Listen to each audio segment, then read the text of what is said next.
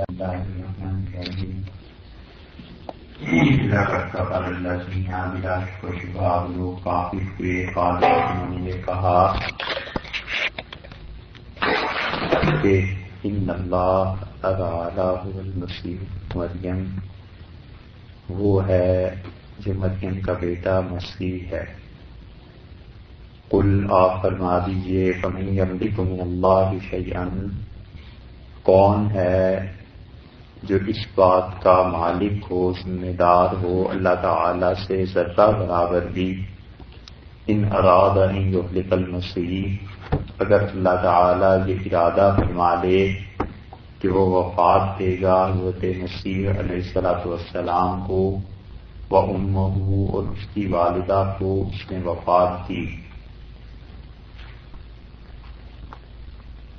اور ومن فی الارض جميعا اور جتنے لوگ میں سارے کے سارے، وللہ ملک السماوات والارض اور اللہ کے لیے ہے سلطنت آسمانوں کی اور زمین کی، وما بینہما اور جو کچھ ان آسمانوں اور زمین کے درمیان ہے، یخلق ما یشاء اور وہ پیدا کرتا ہے جو کچھ کہ وہ چاہتا ہے، واللہ علی کل شیء قدیر اور اللہ تعالی ہر چیز پر قدرت رکھتے ہیں۔ ذکر دو چیزوں کا چل رہا تھا، ان دو قوموں کا جنہوں نے نقض عہد کیا اور جنہوں نے اللہ سے کیے ہوئے عہد و پیمان کو توڑا اور وعدے کی خبر گیری نہیں کی۔ ایک قوم ان میں سے وہ تھی جو یہودی تھے، پہلے ان کا ذکر کیا، ان کے بعد عیسائیوں کا ذکر کیا، اور پھر اس کے بعد مسلمانوں کو یہ کہا کہ دیکھو ہم نے تمہارے پاس اپنے نبی علیہ السلام کو بھی بھیجا ہے، اور اس کے ساتھ ساتھ ہم نے بھیجا ہے اس کتاب کو بھی، اور یہ کتاب اللہ کی طرف تمہیں دعوت دیتی ہے۔ جو کوئی شخص بھی اس میں یہ طلب ہے کہ اللہ کی راہ کو پہچانے اور اللہ کی رضا کو حاصل کرے تو سبل السلام کئی راستے ہیں سلامتی کے، اور ان کی طرف یہ کتاب رہنمائی کرتی ہے، اور اسی طرح یہ کتاب ظلمات سے نور کی طرف بھی لے جاتی ہے، اور تیسری چیز یہ بھی بتائی کہ یہ کتاب صحیح راہ کی طرف ہدایت کرتی ہے۔ اب اس کے بعد جو اصل جڑ بنتی تھی ان دونوں کی کہ ان دونوں نے آخر کیوں گمراہی کو اختیار کیا، وہ تھا شرک، کہ اللہ کے ساتھ جب کوئی آدمی شرک کرنے لگتا ہے تو اس کے دل میں طبعی طور پر یہ بات پیدا ہو جاتی ہے کہ فلاں چیز میں اللہ کی اگر نافرمانی بھی ہو گئی تو کوئی ایسی بڑی بات نہیں ہے، بس اللہ کے جو مقرب ہیں، اللہ کے جو قریبی ہیں اور جو خدا کے علیہ باللہ شریک ہیں ان کے ذریعے سے میں کام چلا لوں گا۔ اور اسی طرح جب ذہن میں یہ بات پیدا ہو جاتی ہے کہ اللہ کے ہاں تو کوئی ایسی بات نہیں بلکہ میرا واسطہ تو زیادہ خدا کے محبوبوں سے اور خدا کی پاک مخلوق سے ہے، اور میں ان کے ذریعے سے اللہ تک پہنچ جاؤں گا، تو پھر انسان طبعی طور پر خدا کی توحید میں کمزور پڑ جاتا ہے۔ اس لیے اللہ تعالی نے یہاں پر یہ بات شرک کی جو جڑ تھی اس کے متعلق فرمایا کہ تمام وہ لوگ کافر ہوئے، لقد کفر بلا شک و شبہ۔ یہ بلا شک و شبہ سے جو ترجمہ اس کا کر رہے ہیں اس کی وجہ یہ ہے کہ لام جو ہے یہ جو آ رہا ہے آغاز میں، اول تو خود ہی تاکید کے معنی میں آ رہا ہے، یہ جب داخل ہوتا ہے قد پر تو اس کا مطلب یہ ہو گیا کہ بالتحقیق یہ بات ہوئی، تحقیق کے ساتھ یعنی پکی بات ہو گئی، اور اس کے بعد جب قد ماضی کے صیغے پر داخل ہو جائے تو وہ گویا قسم کے معنی میں آتا ہے کہ یہاں ابھی کفر جو ہے ماضی کا صیغہ ہے، اور قد اس پر جب داخل ہوا تو ترجمہ ہی ہو گیا کہ بلا شک و شبہ یقیناً قسم ہے اللہ کو اس کی ذات کی، یعنی یقینی بات ہے، پکی بات ہے کہ الذین قالوا جن لوگوں نے یہ کہا۔ اب یہ لوگ کون ہیں جنہوں نے کہا ہے؟ وہ عیسائیوں اور عیسائیوں کا کوئی بھی فرقہ ہو، اللہ تعالی نے یہاں پر ایسے مناسب الفاظ ارشاد فرمائے ہیں کہ اس کی نسبت براہ راست تو کسی کی طرف ہوتی نہیں کہ سارے کے سارے عیسائی، کیونکہ عیسائیوں میں متعدد فرقے تھے، کچھ فرقے ایسے تھے جو اس بات کے سرے سے قائل نہیں تھے کہ اس کے مسیح علیہ الصلوۃ والسلام علیہ باللہ خدا ہیں، اور کچھ فرقے ایسے تھے جو اس بات کے بھی قائل نہیں تھے کہ مسیح علیہ الصلوۃ والسلام کو عام بشریت اور انسانیت کے علاوہ کوئی شرف حاصل ہے۔ وہ کہتے تھے بس پیغمبر تھے، جیسے کہ انبیاء علیہ الصلوۃ والسلام ماضی میں ہوتے تھے ایسے ہی یہ بھی تھے۔ کچھ فرقے ایسے تھے ان کے جو بہت زیادہ مبالغے میں چلے گئے تھے، تو اللہ تعالیٰ نے فرمایا ہے کہ کسی بھی فرقے کی بجائے یہ کہا کہ ان اللہ هو المسیح ابن مریم، جو لوگ یہ کہتے ہیں کہ مریم کے بیٹے مسیح علیہ الصلوۃ والسلام وہ اللہ تھے، یہ سارے لوگ کافر ہوئے، یہ سب کے سب لوگ منکر ہوئے۔ اس سے رد نکلتا ہے ان تمام لوگوں کا اور ان تمام فرقوں کا جو خالق اور مخلوق کے درمیان اتنے اتحاد کے قائل ہیں کہ وہ کہتے ہیں کہ دونوں میں کوئی فرق نہیں رہا، اللہ میں اور بندے میں کوئی فرق نہیں رہا، یہ ساری چیزیں ایسی ہی ہیں۔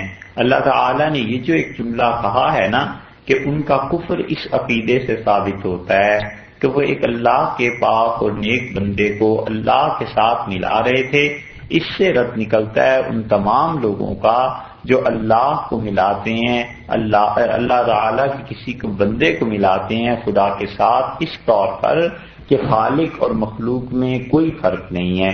بس آپ اسے ایسے سمجھ لیجئے کہ جیسے ہمارے ہاں بعض لوگوں کی کتابوں میں یہ آتا ہے کہ فلاں بزرگ تو اللہ کے اتنے قریب ہو گئے کہ بس خدا میں اور ان میں علیہ باللہ کوئی فرق ہی نہیں رہا تھا۔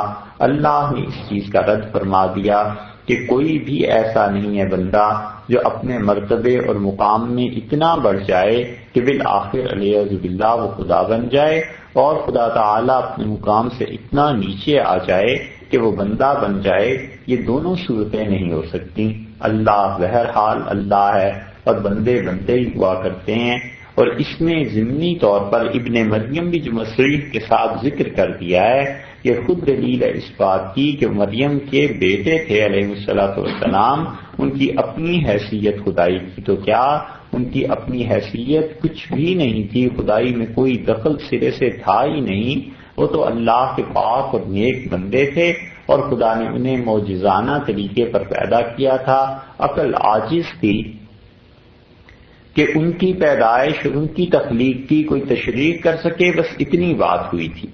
تو اس لیے یہاں پر تو عیسائیت کا رد اور اس کے ضمن میں ان تمام فرقوں کا رد۔ اب اسی طرح بہت سے لوگ ایسے ہیں مسلمانوں میں جنہیں وحدت الوجود کے مسئلے کو سمجھنے میں غلطی لگی ہے، اور وہ سمجھتے ہیں کہ وجود کی وحدت کے صوفیہ قائل ہیں کہ صوفیہ کے ہاں وجود کی وحدت ہے۔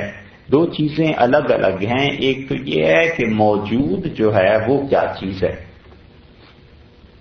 اور ایک ہے کہ وجود کس چیز کا نام ہے۔ وحدت الموجود اور وحدت الوجود میں فرق ہے۔ لوگ یہ سمجھتے ہیں کہ صوفیہ اس بات کے قائل ہو گئے ہیں کہ وحدت جو ہے وہ موجود ہے، حالانکہ صوفیہ جس بات کے قائل تھے وہ وحدت الوجود تھی، اور وحدت الوجود میں اور وحدت الموجود میں بڑا فرق ہے، اور اس فرق کو جو بہت سی دنیا کے لوگ جانتے نہیں، اس لیے ان لوگوں پر خام خواہ طنز اور اعتراض کرتے ہیں۔ جہاں تک وحدت الوجود کے نظریے کا تعلق ہے، ایک بات تو یہ سمجھ لینی چاہیے کہ صوفیہ اور مشائخ کے جتنے بھی احوال ہیں، آدمی جب تک اس راستے سے خود گزرا ہوا نہ ہو، محض بیٹھ کے علمی تنقید کرنے سے اس کا کچھ فائدہ نہیں ہوتا۔ ان چیزوں سے انسان جب گزرتا ہے پھر جا کر اسے پتہ چلتا ہے کہ اچھا یہ وہ چیز تھی جسے صوفیہ نے اس چیز سے تعبیر کیا۔ مثلاً ایک آدمی ہے، وہ کہتا ہے کہ دنیا میں کسی آدمی کو کشف ہوتا ہی نہیں۔ ظاہر ہے کہ یہ بےہودہ بات ہے، یہ جملہ بالکل علمی اور شرعی اعتبار سے قابل رد ہے کہ وہ کوئی کہے کہ کسی کو کشف ہوتا نہیں، لیکن اگر اسے خود کشف ہو جائے گا کسی وقت میں تو پھر اس انسان کو سب کچھ پتا چل جائے گا کہ اچھا کشف اس چیز کا نام ہے۔ الہام ہو جائے گا تو اسے پتا چل جائے گا کہ اچھا الہام اس چیز کا نام ہے۔ اسی طرح اگر اسے کہیں بھی کوئی روحانی مرتبہ اور مقام اس سے گزرنے کا موقع ملے گا تو وہ خود جان لے گا کہ یہ چیزیں یہ ہوا کرتی ہیں، پھر اسے احساس ہو جائے گا کہ یہ باتیں اس طرح کی کیسے لکھی گئیں اور ان کی اصل مراد کیا ہے۔ تو یہی حال وحدت الوجود کا بھی ہے اور وحدت الشہود کا بھی ہے۔ یہ دونوں چیزیں، دونوں نظریے اپنی اپنی جگہ پر رہے ہیں، اور بہت بڑے بڑے لوگ وحدت الوجود کے قائل تھے اور وہ سارے مسلمان ہی تھے۔ اگر اب وحدت الوجود کے مسلک کو علیاذ باللہ کفر قرار دیا جائے تو لوگ جانتے نہیں ہیں کہ اس کی زد کہاں کہاں جا کر پڑے گی۔ تو صوفیہ کی جتنی بھی چیزیں، ان میں جو چیزیں بھی انسان کو اول تو پتہ نہیں ہوتی، اس لیے اس معاملے میں بولے ہی نہ، اور جو چیزیں پتہ بھی چل جاتی ہیں اس میں بھی پھر اہل علم کی تشریح، اس کی احتیاج پھر بھی باقی رہتی ہے۔ دو باتیں تو یہ ہوگی کہ ایک بات تو یہ کہ آدمی ان چیزوں میں خود پڑا ہوا ہو، اور یا اگر پڑا ہوا نہیں ہے تو پھر اتنے بڑے بڑے مسائل پر زبان بھی نہ کھولے، اور انسان سمجھے کہ پرانے حضرات کے اس بات کے قائل تھے، لکھتے رہے ہیں، امت میں بہرحال ایک چیز رہی ہے، تو کیا ضرورت ہے کہ آخر اس بات پر فتویٰ لگایا جائے کہ یہ لوگ گمراہ ہیں۔ والعیاذ باللہ۔ تیسری چیز وحدت الوجود یہ ہے اور وحدت الموجود یہ ہے کہ وحدت وجودی کے قائل صوفیہ جو ہیں وہ کہتے ہیں کہ اس ساری کائنات میں در حقیقت اللہ ہی کی ذات ہے اور اس کے علاوہ کوئی بھی ذات ہے ہی نہیں۔ وہ جس چیز کو دیکھتے ہیں اس چیز میں اللہ کا رنگ دیکھتے ہیں، وہ جس چیز کی بھی نسبت دیکھتے ہیں اللہ کے ساتھ دیکھتے ہیں۔ وہ کہتے ہیں یہ پہاڑ تمہیں خوبصورت نظر آتے ہیں، ان کا اپنا وجود کیا ہے؟ کچھ بھی نہیں، یہ تو اللہ ہی کا ذات ہے جس نے انہیں قائم کر کے رکھا ہوا ہے۔ کسی چہرے میں خوبصورتی دیکھتے ہیں، وہ کہتے ہیں یہ تو مٹ جانے والی چیزیں ہیں، اس پہ کیا مرنا ہے، اصل ذات تو اللہ کی ہے جس کی یہ مخلوق ہے اور جس نے ان چیزوں کو تخلیق فرمایا ہے۔ تو کائنات میں ہر چیز میں، ہر بات میں انہیں اللہ تعالیٰ کی یاد، اللہ کے ساتھ تعلق، وہ چیز اللہ کے ہونے کی دلیل، وہ جب انہیں اس طرح نظر آتی ہے تو اس کا نام وہ وحدت الوجود رکھتے ہیں کہ وجود اللہ ہی کا ایک ہے اور باقی اللہ کے سامنے سب چیزیں ایسی ہیں جیسے نہ ہوں۔ آپ دیکھیے جیسے کہ انسان کو محبت ہوتی ہے، تعلق ہوتا ہے، تو سارے جہان میں وہی چیز نظر آتی ہے۔ ایک آدمی کو اپنی والدہ سے تعلق ہوتا ہے، محبت ہوتی ہے، تو ہر جگہ ہر چیز میں انہی کی یاد آتی ہے کہ یہ چیز گھر میں کیسی رہے گی، اس چیز سے وہ خوش ہوں گی، اس چیز سے ناخوش ہوں گی۔ اپنی بیوی سے محبت ہوتی ہے تو بھی ایسے ہی ہو جاتا ہے، کسی اور آدمی سے محبت ہوتی ہے تو بھی ایسے ہی ہو جاتا ہے۔ یہ تو مخلوق کا مخلوق کے ساتھ تعلق ہے، اور یہ تعلق جب اللہ کے ساتھ ہو جاتا ہے تو اتنی شدت اور قوت سے ہو جاتا ہے کہ اس پوری دنیا میں بس اللہ ہی کے پیش نظر رکھتا ہے وہ صوفی، اور ہر چیز میں اللہ تعالیٰ کے ساتھ تعلق نظر آتا ہے، حتیٰ کہ کافروں پر بھی جب نگاہ پڑتی ہے تو وہ کہتا ہے اللہ تعالیٰ انہیں ہدایت دے دے اور خدا انہیں اپنی طرف کھینچ لے، کیونکہ ہیں تو بہرحال یہ بھی اللہ ہی کے پیدا کردہ، ہیں تو بہرحال یہ بھی اللہ کی مخلوق۔ تو پوری کائنات میں اللہ کے علاوہ کوئی چیز انہیں گویا نظر ہی نہیں آتی، ہر چیز میں اللہ تعالیٰ کی حکمت اور اللہ کی قدرت اور ان چیزوں کو دیکھتے ہیں۔ یہ ایک چیز ہے وحدت الوجود۔ اب دیکھیے سمجھنے میں جو غلطی لگی، سمجھنے میں یہ غلطی لگی کہ جن لوگوں نے بھی اس چیز کو پڑھا ہے محض اور اس میدان سے گزرے نہیں، انہوں نے یہ کہا کہ صوفیہ یہ سمجھتے ہیں کہ ساری کائنات علیہ باللہ خدا کی شریک ہے اور خدا کے وجود میں شریک ہے۔ وہ یہ کہتے ہیں کہ وجود ایک ہی ہے اللہ کا، کوئی چیز اس میں شریک نہیں، شریک تو ہونا درکنار علیہ باللہ، کوئی نسبت ہی نہیں ہے مخلوق کو خالق کے ساتھ، عبادت میں، عقیدے میں، تعظیم میں، ادب میں، وہ یہ کہتے تھے۔ لیکن انہوں نے کہا کہ یہ سمجھتے ہیں جتنی بھی موجودات ہیں، پہاڑ ہیں، حسن ہے، کہیں بھی کوئی چیز ہے، وہ سب کی سب اللہ ہے. اور صوفیہ نے یہ کبھی نہیں کہا ولیعذ باللہ. وہ محققین اس کی تردید کرتے رہے. انہوں نے کہا کوئی چیز تمہیں دیکھ کر اللہ یاد آتا ہے یہ ایک الگ چیز ہے، وہ چیز اللہ نہیں ہے. انہوں نے جو مخالفین تھے انہوں نے کہا کہ تم موجود کی وحدت کے قائل ہو کہ جتنی چیزیں ایگزسٹ کرتی ہیں موجود ہیں یہ سب کی سب خدا ہے، اور یہ ان پہ بہتان تھا. اس لیے ابن عربی رحمۃ اللہ علیہ کی کتابوں میں جب تحریف کی گئی تو وہ وحدت الوجود کے مسلک کے نہ صرف داعی تھے بلکہ اس فیلڈ کے، اس میدان کے کبار ائمہ میں سے بہت بڑے آدمی تھے. ابن عربی رحمۃ اللہ علیہ کوئی چھوٹا سا آدمی تھوڑا ہی تھا. وہ جب ان کی کتابوں میں تحریف کی گئی تو ایسی چیزیں لکھی گئیں جس سے یہ پتہ چلے کہ ابن عربی رحمۃ اللہ علیہ جو تھے وہ وحدت وجود کے قائل نہیں تھے، وحدت موجود کے قائل تھے کہ جو کچھ نظر آتا ہے یہ سب اللہ. اور ان کی کتابوں میں ایسے مضامین ڈالے گئے جو ملحد اور گمراہ لوگوں نے کلمی نسخے ہوتے تھے. ایک کلمی نسخہ یہاں ہے، ایک کلمی نسخہ مصر میں ہے. اب وہ مصر جب تک پہنچے گا کلمی نسخہ اس وقت تک وہاں کے لوگوں میں ممکن ہے 10 سال 20 سال گزر جائیں، اور جب وہ اس کتاب کو پڑھیں تو وہ کہیں کہ یہ بہت عجیب آدمی ہے، اس نے یہ گمراہی کی بات کیسے لکھی. لوگوں کے ساتھ یہ ہوا ہے. شعرانی رحمت اللہ علیہ کے ساتھ ہوا ہے. شعرانی کہتے تھے جب میں مصر میں پہنچا ہوں تو میری اپنی کتابیں مجھے دکھائی گئیں اور وہاں کے علماء نے مجھ پہ کفر کا فتویٰ دیا. جب میں پہنچا ہوں میری بات چیت ہوئی تو لوگ بڑے حیران ہوئے. انہوں نے کہا آپ کی کتابوں میں نے کہا لاؤ مجھے دکھایا گیا تو میں نے کہا یہ سب جھوٹ ہے، میں نے تو یہ کہا ہی نہیں. یہ باتیں کہ کتابیں نقل ہوتی تھی اور لوگ یہ گڑبڑ کیا کرتے تھے، حتیٰ کہ اتنی گڑبڑ کرتے تھے کہ شیعہ ایک کتاب لکھتے تھے اور اس کو سنیوں کی طرف منسوب کر دیتے تھے کہ فلاں شافعی فقیہ نے یہ کتاب لکھی ہے، یہ روایت اس نے یوں بیان کی. اب شوافع سے پوچھا گیا کہ تم لوگ ایسی روایتیں، انہوں نے کہا ہم کبھی کہہ سکتے ہیں؟ سب جھوٹ ہے، ہمارے ذمے یہ کتاب لگا دی گئی ہے، ہم نے نہیں لکھا. اس بات کو شاہ عبدالعزیز صاحب محدث دہلوی رحمۃ اللہ علیہ نے بیان کیا ہے کہ کیسے کیسے لوگوں کے نام اور کتابوں میں تحریفات ہوتی ہیں.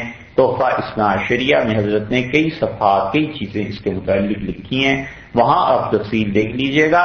تو ابن عربی رحمۃ اللہ علیہ کی کتابوں میں یہ لکھا گیا کہ ابن عربی یہ کہتے تھے کہ فرعون کی بھی نجات ہو جائے گی اور جہنم بھی ختم ہو جائے گی، اس میں رہنے والے عادی یعنی اس کے ہو جائیں گے. اور ابن عربی یہ کہتے تھے کہ کائنات کی ہر چیز گویا کہ علیہ باللہ خدا ہے. یہ جب چیزیں پہنچی ہیں شیخ الاسلام ابن تیمیہ رحمۃ اللہ علیہ تک تو ان کی حمیت ایمانی نے اس چیز کو گوارا نہیں کیا. انہوں نے کہا قطعاً یہ بات نہیں ہو سکتی، جو بھی کہتا ہے وہ کافر ہے، کوئی ابن عربی ہو یا کوئی ہو. اور کتابیں انہی کے سامنے تھیں تو انہوں نے کہا ابن عربی یہ کہتے ہیں تو کافر. شیخ نے جن باتوں پر ابن تیمیہ رحمۃ اللہ علیہ نے اعتراض کیا ابن عربی کی، اب بھی اگر وہی باتیں ابن عربی رحمۃ اللہ علیہ کی ہوتی تو اب بھی مفتی انہیں کافر ہی کہتے. یہ سب غلط فہمیاں اس چیز کا نتیجہ ہیں کہ لوگوں نے کتابوں میں ان کی گڑبڑ کر دی. الجواقیت والجواہر جب علامہ شعرانی رحمۃ اللہ علیہ نے لکھی تو انہوں نے اس کو بڑی تحقیق سے بیان کیا کہ ابن عربی رحمۃ اللہ علیہ کا موقف کیا تھا، صوفیہ کا موقف کیا تھا. یہ جتنے چشتی صابری سلسلے کے لوگ ہیں اور چشتی نظامی یہ سارے وحدت الوجود کے قائل ہیں. اور وحدت الوجود کا نظریہ یا وہ چیز اگر کفر ہوتی تو ریاض باللہ یہ سارے حضرات پہ کفر کا فتویٰ رکھتا ہے. اور یہ کوئی آسان چیز نہیں ہے.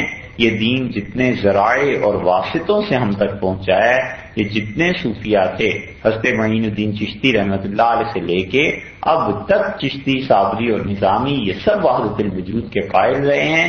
اور ان کو کافر کہنا یہ دین پر سے اعتماد اٹھانا ہے، اسلاف سے ہٹ جانے کی راہ ہے.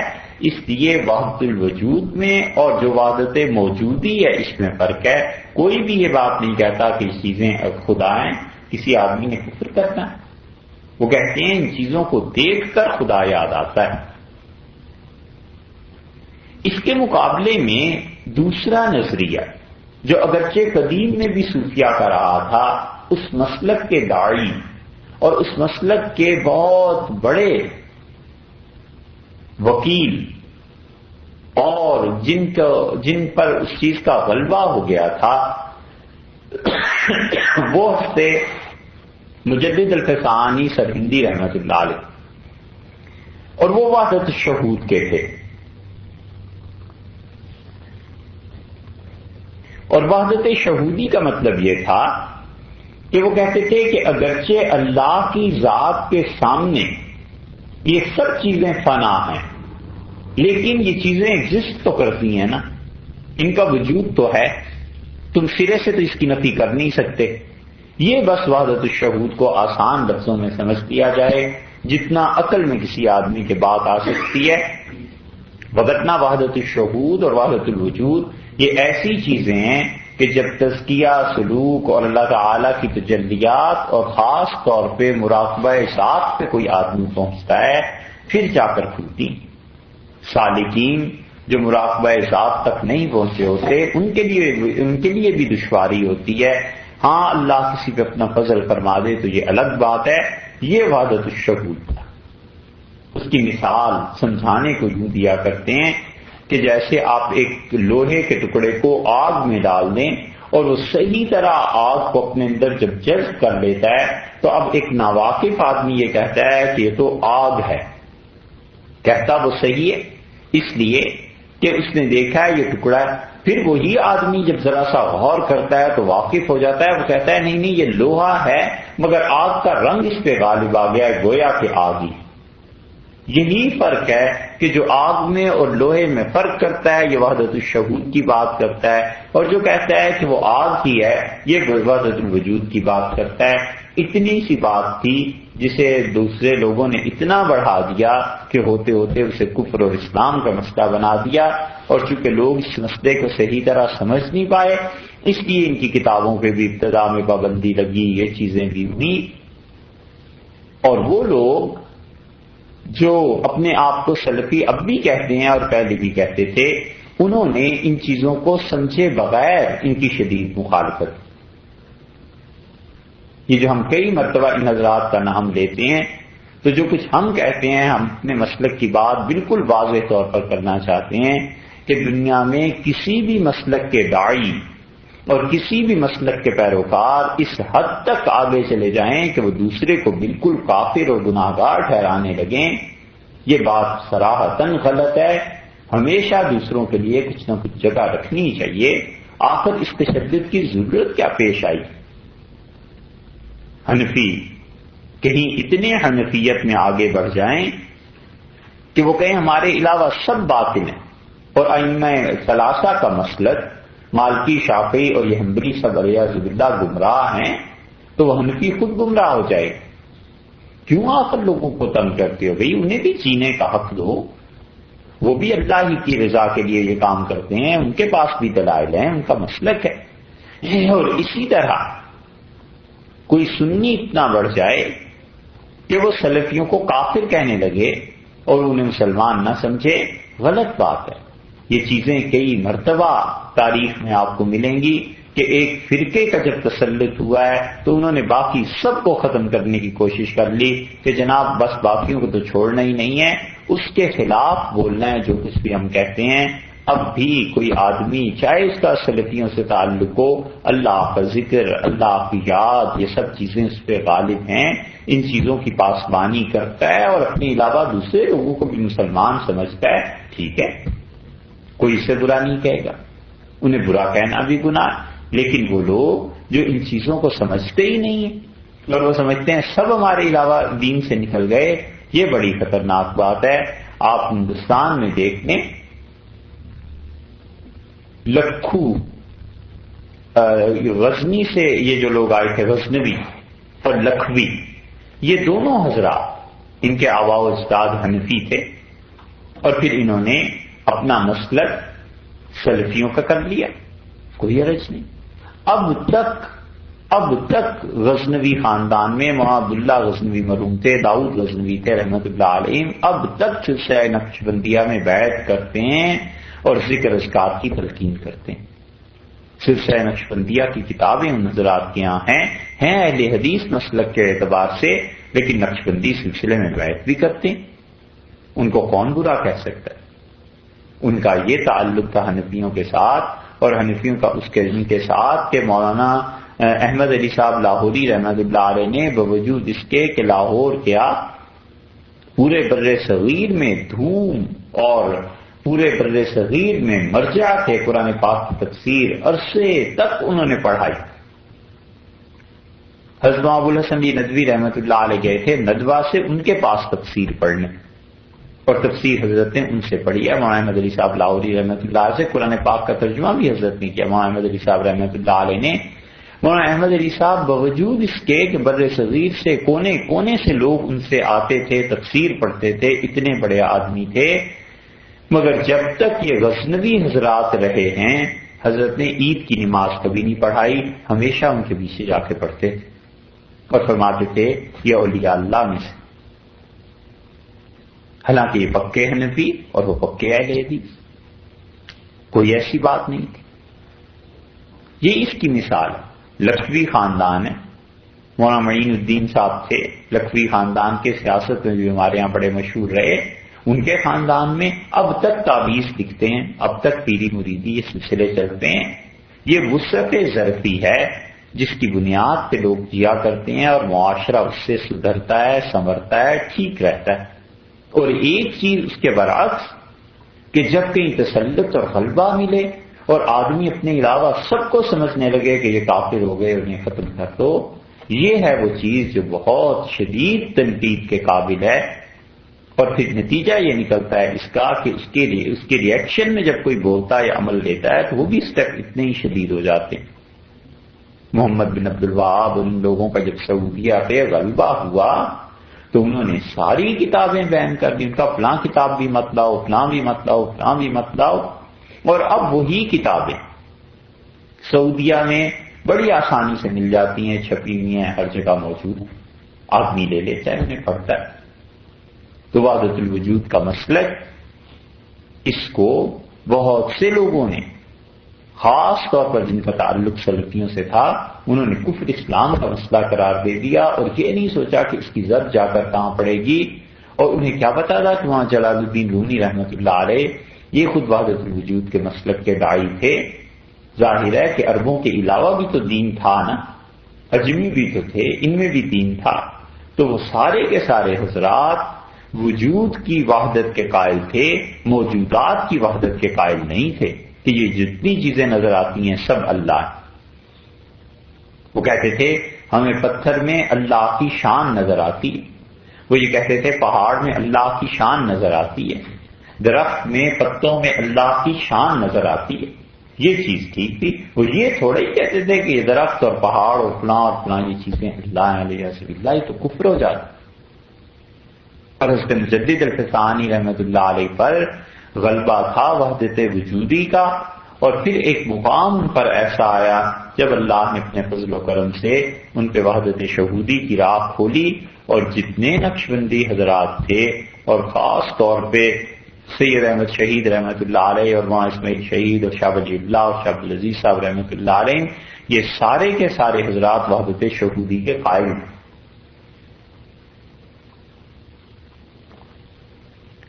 اور شاہ ولی اللہ صاحب رحمۃ اللہ علیہ نے اور ان کے بیٹوں نے یہ کوشش کی ہے کہ وحدت شہودی اور وحدت وجودی کو جمع کریں، اور رسالہ بھی اس پہ انہوں نے لکھا ہے، کتابیں بھی لکھی ہیں۔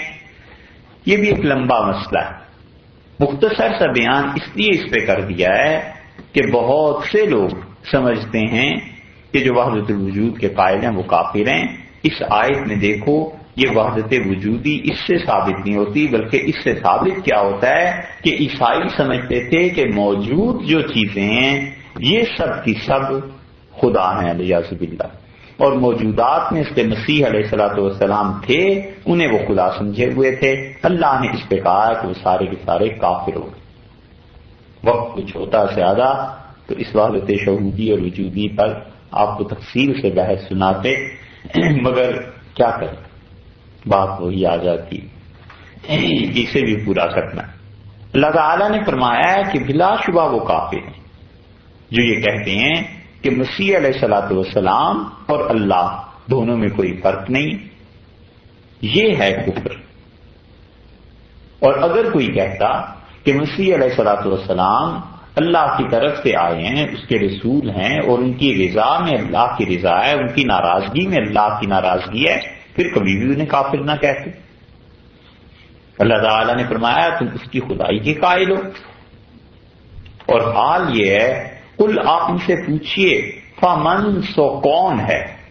دو چیزیں یہاں اس جگہ پر سمجھنے کی ہیں، اور ایک تو یہ بات ہے کہ ارشاد فرمایا ہے کہ فمن، تو کس کا یملکو زور چلتا ہے، کون ہے، آدمی، جن، فرشتہ، کوئی بھی، کون ہے، ایک، اور ایک آگے دو لفظوں کے بعد دیکھیے لگا رہا ہے شیئن، کچھ بھی، ذرہ برابر۔ تو مراد یہ ہوا، مراد ترجمے میں یہ پڑی کہ کون ہے جس کا ذرہ برابر بھی زور چلتا ہے، ٹھیک ہے۔ قل فمن یملکو، تو کہیے پوچھئے کہ کس کا ذرہ برابر بھی زور چلتا ہے، کہاں پر، من اللہ، اللہ کے، اللہ تعالی سے، اللہ تعالی کے قدرت، اللہ کی قدرت میں سے کون ہے جس کا زور چلتا ہے ذرہ برابر کے خدا کی قدرت سے کوئی چیز کم کر لے، خدا کی قدرت کو اپنے اختیار میں لے لے۔ دو چیزوں کی نفی ہوئی، ایک تو من سے یعنی کوئی نہیں ہے، اور ایک شیئن سے کہ ذرہ برابر بھی، سمجھے سمجھے نا؟ ایک من سے نفی کی چیز ذاتوں کی کہ انسان، جن، فرشتے، کوئی مخلوق نہیں، اور شیئن سے نفی کر دی کہ ذرہ برابر چیزوں میں سے کوئی چیز بھی ایسی نہیں۔ قل فمن یملک من اللہ شیئن، ان سے کہیے کہ کس کا زور چلتا ہے، کس کا بس چلتا ہے، ذرہ برابر بھی اللہ تعالی سے۔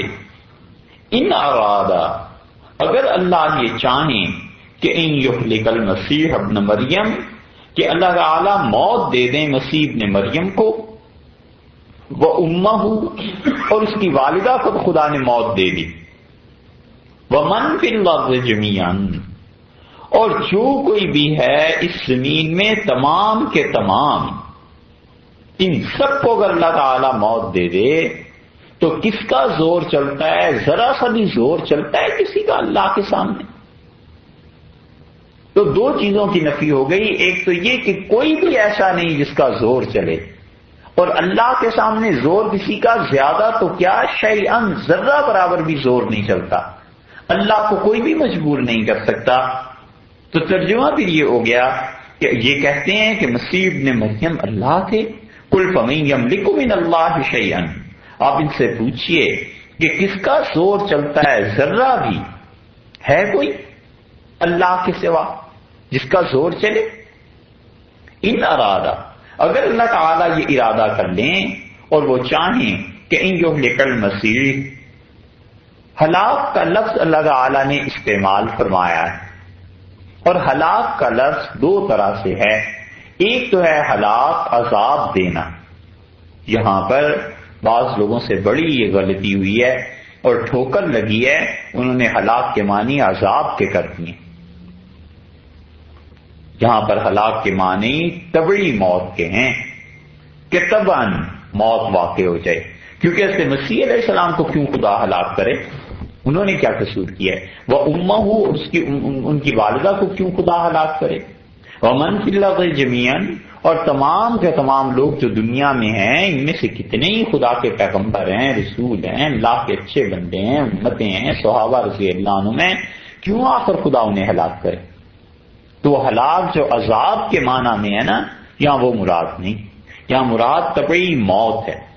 یہاں کوئی ترجمہ ایسا ہوا ہے،